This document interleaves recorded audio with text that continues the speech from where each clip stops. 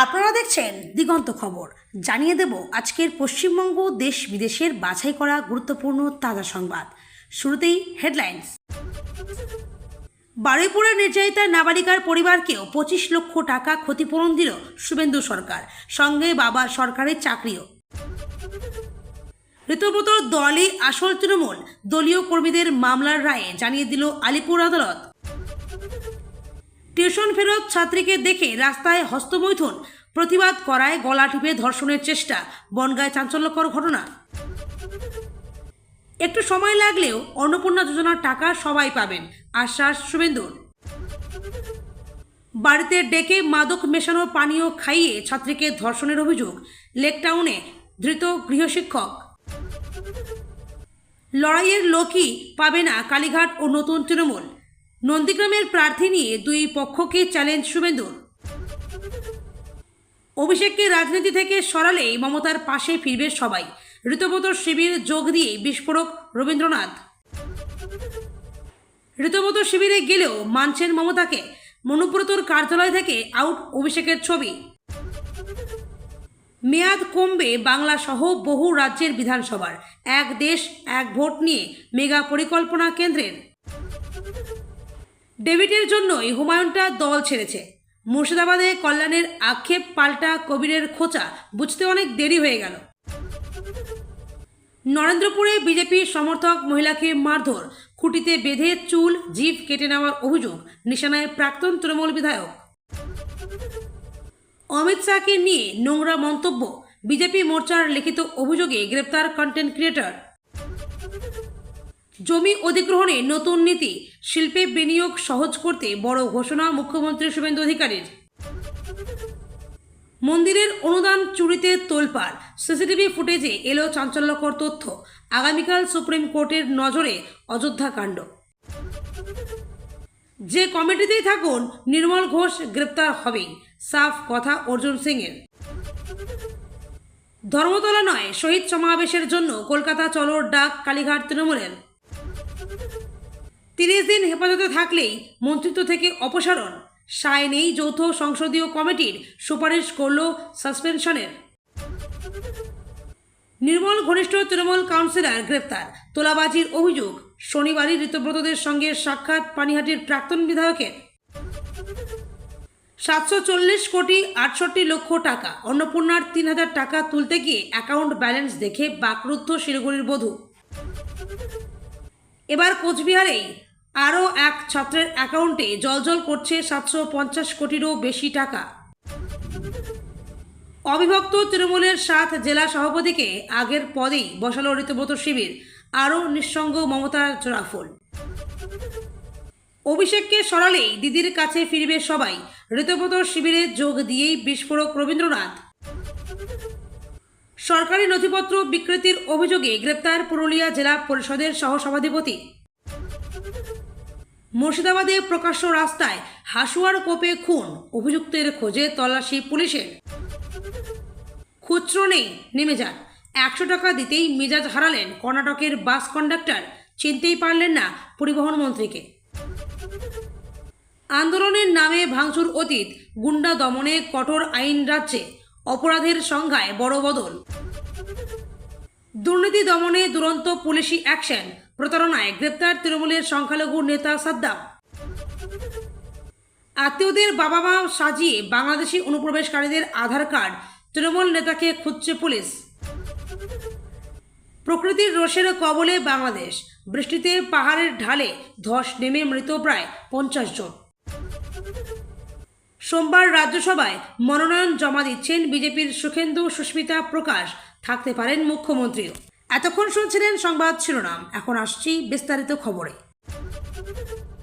বারুইপুরের নৃশংস ধর্ষণ ও খুনের শিকার নাবালিকার পরিবারকে 25 লক্ষ টাকা ক্ষতিপূরণ দিল মুখ্যমন্ত্রী শুভেন্দু অধিকারীর সরকার। সেই সঙ্গে তার বাবাকেও রাজ্য সরকারের চাকরি দিল নবান্ন। সূর্যপুরে গণপিটুনিতে নিহত যুবক ইন্দ্রজিৎ মণ্ডলের পরিবারের সঙ্গে দেখা করতে মুখ্যমন্ত্রী তাদের হাতে 25 লক্ষ টাকার চেক তুলে দেন। সে সঙ্গে তার পরিবারের একজনকে সরকারি চাকরি দেওয়ার কথাও জানান মুখ্যমন্ত্রী। কিন্তু নাবালিকার পরিবারকে যে তার সরকার সমপরিমাণ ক্ষতিপূরণ দিয়েছে তা মুখ্যমন্ত্রী কাউকে জানাতে চাননি।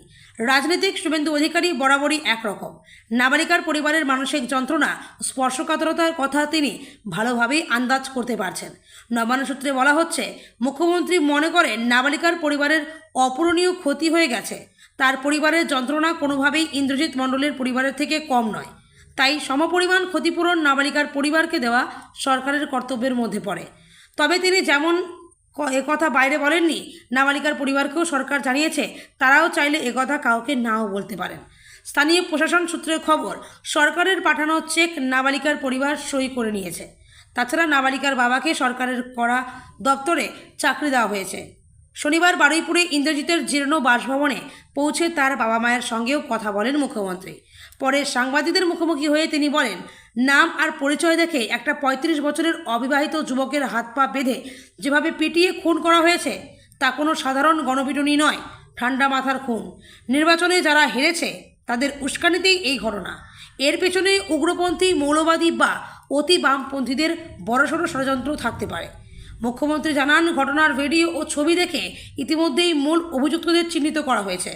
পুলিশ অত্যন্ত সক্রিয়ভাবে পদক্ষেপ করে অপরাধীদের দীঘা ও বকখালি থেকে গ্রেপ্তার করেছে। এই ঘটনায় এ পর্যন্ত মোট ৩৮ জনকে পাকড়াও করা হয়েছে।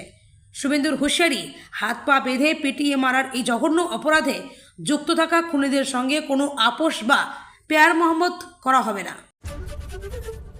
কারা আসল? মমতা বন্দ্যোপাধ্যায়ের কালীঘাট তৃণমূল নাকি ঋতব্রত বন্দ্যোপাধ্যায়ের আসল তৃণমূল? শীর্ষ নেতাদের মধ্যে এ নিয়ে দড়ি টানাটানি অব্যাহত। ভঙ্গুর জোড়াপোল শিবিরের ছত্রাখান অবস্থায় সবচেয়ে চাপে দলের সাধারণ কর্মীরা। কাকে সামনে রেখে এগোবেন তারা বুঝতে পারছেন না। এর চূড়ান্ত ফয়সালা চেয়ে আলিপুর আদালতে মামলা দায়ের করেছিলেন ঘাসফুল শিবিরের কর্মীরা। সেই মামলার রায় ঘোষণা হয়েছে সম্প্রতি। আদালত জানান, ঋতব্রত বন্দ্যোপাধ্যায়দের দলটাই আসল তৃণমূল। অরূপ রায় যে দলের সর্বভারতীয় চেয়ারপারসন, সেটাই দলের আসল পরিচয়। সাংবাদিক বৈঠক করে ঋতব্রত এই খবর জানান। সেই সঙ্গে তিনি এও জানান, আলিপুর আদালতের এই রায়ের কপি হাতে পেলে তা নির্বাচন কমিশনে পাঠানো হবে। নিজেদের সপক্ষে প্রমাণ আরও জোরালো করতে হবে। ২৬-এর ভোটে গোহারা হারের পর তৃণমূল কংগ্রেস পরিবার ভেঙে তছনছ হয়ে গিয়েছে। মমতা বন্দ্যোপাধ্যায় নেতৃত্বাধীন কালীঘাট তৃণমূল ক্রমশ ক্ষয়িষ্ণু দলের অভ্যন্তরের বিদ্রোহে চড়বার। আর উল্টো দিকে উলুবেড়িয়া পূর্বের বিধায়ক ঋতব্রত বন্দ্যোপাধ্যায়ের নেতৃত্বে আসল তৃণমূলের ঘর ভরে উঠেছে। যত সময় যাচ্ছে মমতাকে একা করে একে একে তৃণমূল নেতারা ভিড়ছেন ঋতব্রত শিবিরে। তাদের চূড়ান্ত বিভ্রান্ত হয়েছিলেন সাধারণ কর্মীরা। তারাই আলিপুর আদালতে মামলা করেন। আজ রায় শুনে নিজেদের দিশা খুঁজে পেলেন। ঋতব্রত সাংবাদিক সম্মেলনে জানান, রায় অনুযায়ী গত ২২ জুন জাতীয় কর্মসমিতির বৈঠকের ভিত্তিতে যে কমিটি তৈরি হয়েছিল সেটাই একমাত্র আইনগত স্বীকৃতি দল। কেউ আসল নকল বিতর্ক তৈরি করতে চাইলে বলবো, আদালতের এই রায় দেখে নিন। এই কমিটি বাদে কেউ নিজেদের তৃণমূল বলে দাবি করলে সেটা অবৈধ। এই কমিটি বাদে আর কেউ যদি তাদের নিজেদের কমিটি মেম্বার বলে দাবি করে তাহলে তাদের এসব থেকে দূরে থাকতে বলা হচ্ছে। রবিবার ঋতব্রত বন্দ্যোপাধ্যায় সাংবাদিক বৈঠক করে গোটা বিষয়টি জানিয়েছেন। তার কথায়, অরূপ রায় আমাদের চেয়ারপারসন ঘোষিত হন। তারপর তৃণমূলের নাম করে কিছু লোক আমাদের নানা পার্টি অফিসে ঢুকে অশান্তি করছিল। তার ভিত্তিতেই সাধারণ তৃণমূল কংগ্রেস কর্মীরা আলিপুর আদালতে একটা মামলা করেছিলেন। রায় বলেছে, গত ২২ জুন জাতীয় কর্মসমিতির বৈঠকের ভিত্তিতে যে কমিটি তৈরি হয়েছিল সেটাই একমাত্র আইনগত স্বীকৃতি দল। কেউ আসল নকল বিতর্ক তৈরি করতে চাইলে বলবো, আদালতের এই রায় দেখে নিন। এই কমিটি বাদে কেউ নিজেদের তৃণমূল বলে দাবি করলে সেটা অবৈধ। এই কমিটি বাদে আর কেউ যদি তাদের নিজেদের কমিটি মেম্বার বলে দাবি করে তাহলে তাদের এসব থেকে দূরে থাকতে বলা হচ্ছে। কিশোরীকে ধর্ষণের চেষ্টা এবং শারীরিক হেনস্থার অভিযোগে এক যুবককে গ্রেপ্তার করল পুলিশ। প্রাথমিক জিজ্ঞাসাবাদে তিনি অপরাধ স্বীকার করেছেন বলে পুলিশ সূত্রে খবর। উত্তর ২৪ পরগনার বনগাঁ থানার ঘটনা। পুলিশ সূত্রে খবর, ঘটনাটি ঘটে গত শুক্রবার সন্ধ্যায়। দ্বাদশ শ্রেণীর এক ছাত্রী টিউশন পড়তে গিয়েছিল বাড়ির কাছে। গৃহশিক্ষকের বাড়ি থেকে সাইকেলে চেপে বাড়ি ফিরছিল সে। অভিযোগ, সেই সময় স্থানীয় এক যুবক পথ আটকায় ছাত্রীর। তাকে শারীরিক এবং মানসিক নির্যাতন করতে শুরু করে। ছাত্রী বাধা দিলে তার সামনে হস্তমৈথুন করে ওই যুবক। ওই সময় রাস্তায় লোকজন বিশেষ ছিলেন না বলে দাবি নির্যাতিতার। সে অভিযুক্তের হাত ছাড়িয়ে পালাতে গেলে তার গলা টিপে ধরা হয় এবং ধর্ষণের চেষ্টা করা হয় বলে অভিযোগ। ছাত্রীর চিৎকারে বেশ খানিকক্ষণ পরে আশপাশের কয়েকজন ছুটে গেলে অভিযুক্ত দৌড়ে পালান। নিজেকে কোনোভাবে ধাতস্থ করে বাড়ি ফিরে গিয়ে বাড়িতে জানায় সে। এরপর বনগাঁ থানার পুলিশের দ্বারস্থ হয় নির্যাতিতার পরিবার। তারা অভিযুক্তের নাম করে লিখিত অভিযোগ দায়ের করেন। তার ভিত্তিতে রবিবার অভিযুক্তকে গ্রেপ্তার করেছে পুলিশ। পুলিশ সূত্রে খবর, যৌন হেনস্থায় এবং খুনের চেষ্টায় অভিযুক্ত মিজানুর মণ্ডল তার দোষ স্বীকার করেছেন। রবিবার তাকে বনগাঁ মহকুমা আদালতে হাজির করানো হয়। পুলিশ সূত্রে এও খবর, ধৃত বিবাহিত। তাকে জেরা করে পুলিশের মনে হয়েছে তিনি বিকৃত মানসিকতার। এর আগেও এমন ঘটনায় অভিযুক্ত প্রায়শই গ্রামের নির্জন এবং ফাঁকা রাস্তায় বাইক নিয়ে দাঁড়িয়ে থাকেন। মহিলারা রাস্তা দিয়ে গেলে অশালীন অঙ্গভঙ্গি করে থাকেন। কাউকে কাউকে শারীরিক হেনস্থাও করেছেন। দ্বাদশ শ্রেণীর ছাত্রীর গায়ে ধৃতের নখের আঁচড় দেখা গিয়েছে। ভীত এবং আতঙ্কিত ওই ছাত্রী চিকিৎসাধীন। অভিযুক্তের কড়া শাস্তির দাবি জানিয়েছেন ছাত্রীর পরিবার সহ প্রতিবেশীরা। নথি যাচাইয়ের কাজ চলছে, তাই বহু উপভোক্তার অন্নপূর্ণা যোজনার টাকা এখনও ব্যাংক অ্যাকাউন্টে জমা পড়েনি। কিন্তু তার মানে এমন নয় যে তারা সকলে এই প্রকল্প থেকে বাদ পড়বেন। যোগ্য প্রাপকদের দেওয়া হবে অন্নপূর্ণা যোজনার টাকা। এই কথা বারবার বলেছেন মুখ্যমন্ত্রী শুভেন্দু অধিকারী। কিন্তু বহু উপভোক্তা টাকা না পেয়ে কখনো পুরসভা, কখনো পঞ্চায়েত অফিসে গিয়ে ঝামেলা করছেন। এই সুযোগে ঘোলা জলে মাছ ধরার রাজনীতি করছে রাজ্যের বিরোধী দলগুলি। কিন্তু প্রকৃত ভারতীয় ও যোগ্যরা এই প্রকল্পের আওতায় আর্থিক সাহায্য পাবেন। কেউ বাদ যাবে না। আজ রবিবার পূর্ব মেদিনীপুরের মেচেদা থেকে এমনটাই বললেন শুভেন্দু অধিকারী। এদিন বিজেপির কর্মী, বিধায়ক, পঞ্চায়েত স্তরের নেতাদের নিয়ে মেচেদায় বৈঠক করেন শুভেন্দু। সেখানে তিনি বলছেন অন্নপূর্ণা যোজনায় সবাই পাবে আর্থিক সাহায্য।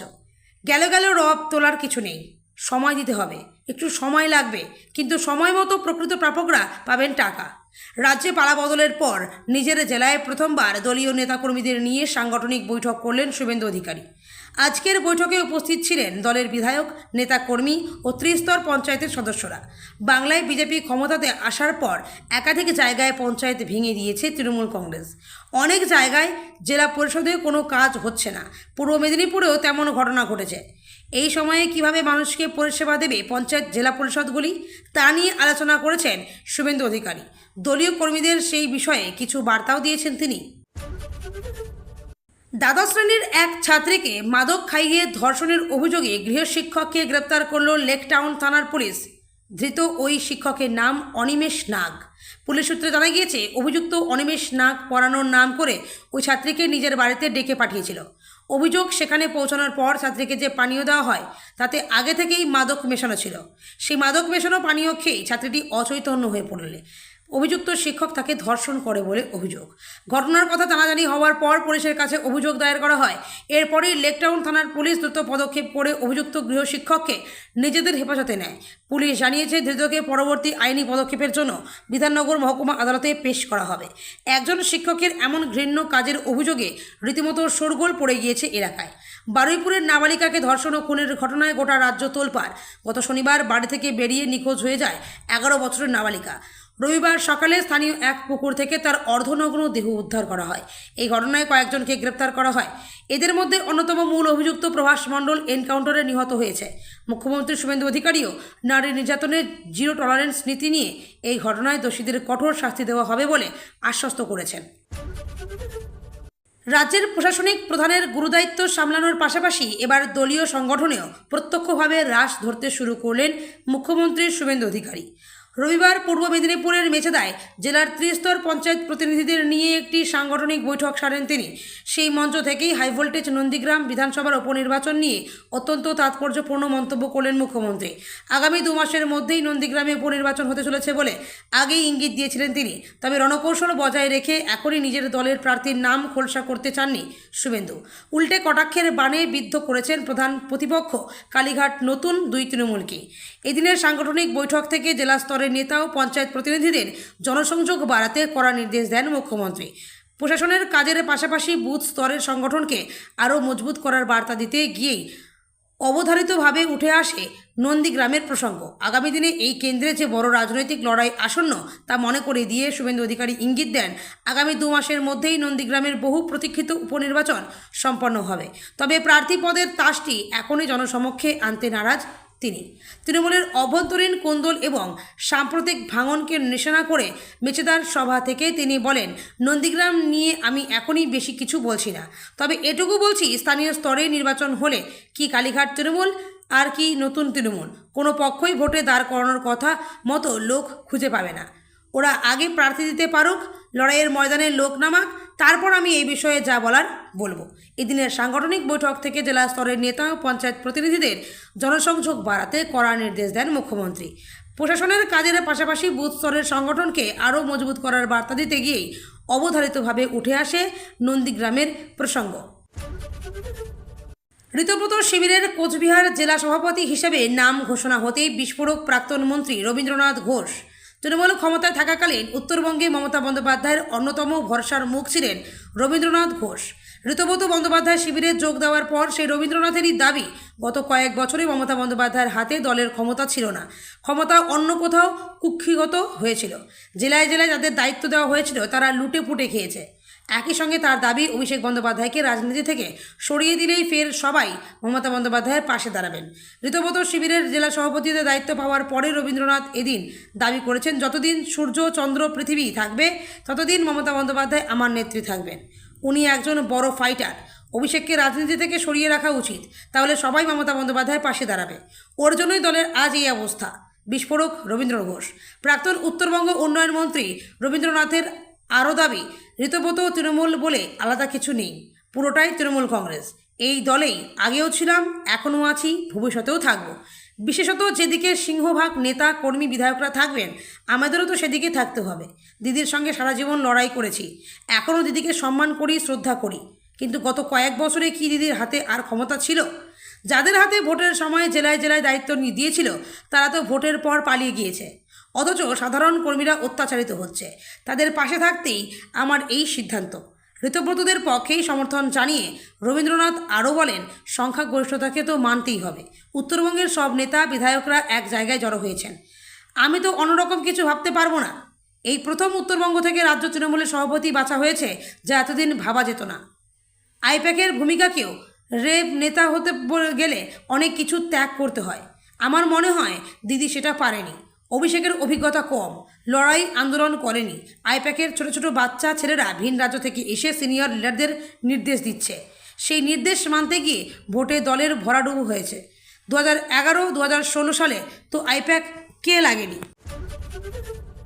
শিবির বদলাতেই কার্যালয় থেকে অভিষেক বন্দ্যোপাধ্যায়ের ছবি সরিয়ে দিলেন তৃণমূল নেতা অনুব্রত মণ্ডল। মমতা বন্দ্যোপাধ্যায়ের শিবির ছেড়ে তিনি চলে গিয়েছিলেন ঋতব্রতপন্থীর শিবিরে। শিবির বদলের পর শনিবারই তাকে বীরভূম জেলার দায়িত্ব দিয়েছে ঋতব্রতপন্থী তৃণমূল। আর রবিবার বোলপুরে তার পার্টি অফিস থেকে অভিষেকের ছবি সরিয়ে দেওয়া হলো, কিন্তু রয়েছে মমতার ছবি। এই ঘটনাকে কেন্দ্র করেই জল্পনা ছড়িয়েছে। তাহলে কি ঋতব্রত শিবিরে গেলেও তিনি মমতাকে মানছেন? সেই প্রশ্নই উঠছে। বোলপুরের নিচুপট্টিতে অনুব্রত মণ্ডলের বাড়ি সংলগ্ন এলাকায় তৃণমূলের কার্যালয় রয়েছে। কার্যালয়ে ঢোকার মুখে ছিল মমতা অভিষেকের ছবি, কিন্তু রবিবার দেখা যায় মমতার ছবি থাকলেও অভিষেকের সব ছবি সরিয়ে দেওয়া হয়েছে। শিবির বদলের পরেই দলের ভরাডুবির কারণ হিসেবে আইপ্যাককে দায়ী করেছিলেন অনুব্রত। এবার অফিস থেকে অভিষেকের ছবি সরানোই জল্পনা। তাহলে কি অভিষেকের ওপর রাগ করেই শিবির বদলের সিদ্ধান্ত নিলেন মমতার প্রিয় কৃষ্ণ? তবে তিনি মমতাকে যে মানছেন তা স্পষ্ট, কারণ অভিষেকের ছবি সরালেও কার্যালয়ে রয়েছে মমতার একাধিক ছবি। আইপ্যাকের বিরুদ্ধে বলতে গিয়ে অনুব্রত আদপে অভিষেককেই নিশানা করছেন বলে মনে করছেন রাজনৈতিক বিশেষজ্ঞদের একাংশ, কারণ অভিষেকের হাত ধরেই এসেছিল আইপ্যাক। এ নিয়ে প্রতিক্রিয়া জানাতে গিয়ে কেষ্ট বলেন, বিধানসভা এবং লোকসভা ভোটে প্রার্থীদের জয়যুক্ত করেছি, তখন আইপ্যাক ছিল না। কি এমন হলো যে আমাকে পদ থেকে সরিয়ে দেওয়া হলো? আমি তৃণমূলকে ভালোবাসি, কংগ্রেস থেকে তৃণমূল হয়েছি, সকলকে নিয়েই দলের নির্দেশ মেনে টিম বীরভূম পরিচালনা হবে। ছবি সরিয়ে দেওয়া প্রসঙ্গে অনুব্রত মণ্ডল বলেন, অভিষেকের ছবি কোনো দিনই চোখে পড়েনি। আমার সঙ্গে অভিষেক বন্দ্যোপাধ্যায়ের ছবি থাকলে নিশ্চয়ই সরানো হবে না। মমতা বন্দ্যোপাধ্যায়ের সঙ্গে তো ছবি রয়েছে। আমি 1998 সালে কংগ্রেস ছেড়েছি, কিন্তু এখনও আমার বাড়িতে রাজীব গান্ধী, ইন্দিরা গান্ধীর ছবি রয়েছে, মমতার ছবিও থাকবে। 2029-এই কার্যকর হয়ে যাবে এক দেশ এক ভোট। হঠাৎ যেন এই সম্ভাবনা উজ্জ্বল হয়ে উঠল। গোয়ায় দুদিনের বৈঠক শেষে এমনই ইঙ্গিত দিলেন ওই বিল সংক্রান্ত যৌথ সংসদীয় কমিটির চেয়ারম্যান পিপি চৌধুরী। তিনি বলেছেন, দেশের 99% মানুষই চাইছে দ্রুত এক দেশ এক ভোট চালু হোক। এখনও 2029 সালের মধ্যে ওই আইন কার্যকর করা সম্ভব। এক দেশ এক ভোট বিলটি বর্তমানে যৌথ সংসদীয় কমিটিতে। ওই কমিটি দেশের প্রাক্তন নির্বাচন কমিশনার, প্রাক্তন প্রধান বিচারপতি এবং বিশিষ্টদের মতামত নিচ্ছে। কমিটির মাথায় বিজেপি সাংসদ পিপি চৌধুরী। আগে তিনি জানান 2034 সালের আগে এক দেশ এক ভোট নীতি কার্যকর করা হওয়া সম্ভব নয়, কিন্তু শনিবার তিনি হঠাৎই অবস্থান খানিকটা বদলে নিয়েছেন। তার ইঙ্গিত, যৌথ সংসদীয় কমিটি চেষ্টা করছে যাতে বাদল অধিবেশনের আগে রিপোর্ট জমা করা যায়। সেক্ষেত্রে বাদল অধিবেশনে ওই বিল সংসদে পেশ হতে পারে এবং 2029 সালে কার্যকর করার চেষ্টা করা যেতে পারে। পিপি চৌধুরী সাফ বলে দিচ্ছেন, দেশের বিভিন্ন প্রান্তের নাগরিক সমাজের 99% প্রতিনিধি চাইছেন 2029 থেকে এক দেশ এক ভোট নীতি কার্যকর করা হোক। এক দেশ এক ভোট নীতি লাগু হলে কমপক্ষে 7 লক্ষ কোটি টাকা প্রত্যক্ষ সাশ্রয় হতে পারে। এই বিপুল পরিমাণ অর্থ দেশের সার্বিক বিকাশের জন্য খরচ করা হলে তা ভবিষ্যৎ প্রজন্মের জন্য কার্যকরী হবে। জানা গিয়েছে, ওই নয়া নীতি চালু হলে সেটা 2টি ধাপে হবে। প্রথমে লোকসভা ও সব রাজ্যের বিধানসভা ভোট একসঙ্গে হবে, তারপর 100 দিনের মধ্যে সব পঞ্চায়েত ও পুরসভায় ভোট হবে। প্রশ্ন হলো, একসঙ্গে লোকসভা এবং সব রাজ্যের ভোট কীভাবে সম্ভব? যৌথ সংসদীয় কমিটির প্রধান বলছেন, একবার আইন কার্যকর করার দিন ঠিক হয়ে গেলে বিধানসভা নির্বাচনগুলিকে লোকসভার সঙ্গে জুড়ে দেওয়া হবে। উদাহরণ হিসেবে বলা হয়, 2023 থেকে 2033 পর্যন্ত যে সব রাজ্যের নির্বাচন হওয়ার কথা, সেই রাজ্যগুলিকে অল্পমেয়াদী বিধানসভা নির্বাচন করানো হবে এবং 2034 সালে লোকসভার সঙ্গে ফের নির্বাচন হবে।